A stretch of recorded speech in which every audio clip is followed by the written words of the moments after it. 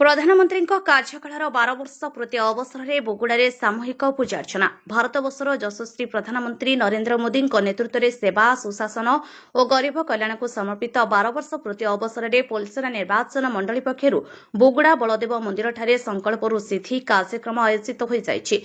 एही अवसर में प्रधानमंत्री नरेंद्र मोदी दीर्घायु सुस्थ जीवन एवं राष्ट्र सेवार अव्याहत सफलता कामना निमंते पोलसरा विधायक तथा मत्स्य और पशु संपद एवं अणु क्षुद्र मध्यम उद्योग मंत्री श्री गोकुलानंद मल्लिक, बीजेपी राज्य कार्यकारिणी सदस्य श्रीमती जयंती पढ़ियारी और शताधिक कर्मी दीप लगाई स्वतंत्र पूजा और प्रार्थना करथिले।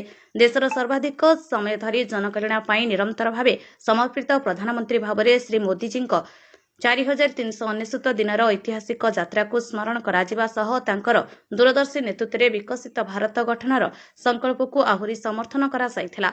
एही अवसर में बहु संख्यक श्रद्धालु, सामाजिक कर्मी और स्थानीय बासिंदा जोगदे देशर उन्नति, शांति और समृद्धि कामना करथिले।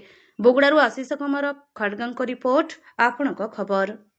देखंतु मोदी जो शासन 12 वर्ष पूर्ति सेवा सुशासन गरीब कल्याण योजना रे एक ऐतिहासिक जो पदक्षेप नहीं आज मोदी जी 12 वर्ष पूर्ति होईची एवं विशेषकर यदि देखिबा निरंतर भाव में भारत वर्ष रे जो प्रधानमंत्री आमर पूर्वतन प्रधानमंत्री जवाहरलाल नेहरू परे आज मोदी जी तार रेकर्ड मध्य तोड़िचंती एवं गोटे ऐतिहासिक स्वर्णाक्षर मध्य लेखाजिबो।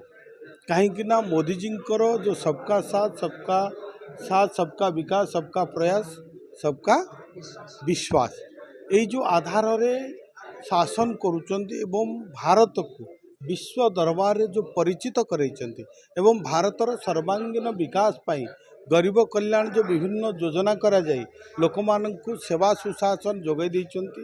सेथिपाई आजिर दिनटी एक ऐतिहासिक दिन।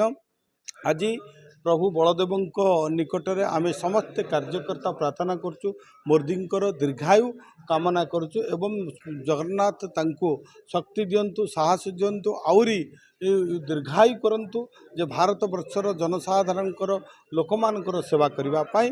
एही परिप्रेक्षी रे आज पोलसरा निर्वाचन मंडली रे पोलसरा ठारे जगन्नाथ मंदिर रे आज बुगुड़ा ठारे प्रभु बलदेव मंदिर रे आज आमे समूह दीप प्रजनन करी भक्तिपूत जनवा सहित मोदीजींकर दीर्घायु कामना करुचु एवं भारतर जो से स्वप्न देखी भारत को एक विकसित राष्ट्र व श्रेष्ठ राष्ट्र गठन करने ताहा सफल हो एतिकी आमे कामना करुचु। आमे सबुबले सबु समय मोदीजी सहित आम रहीचु।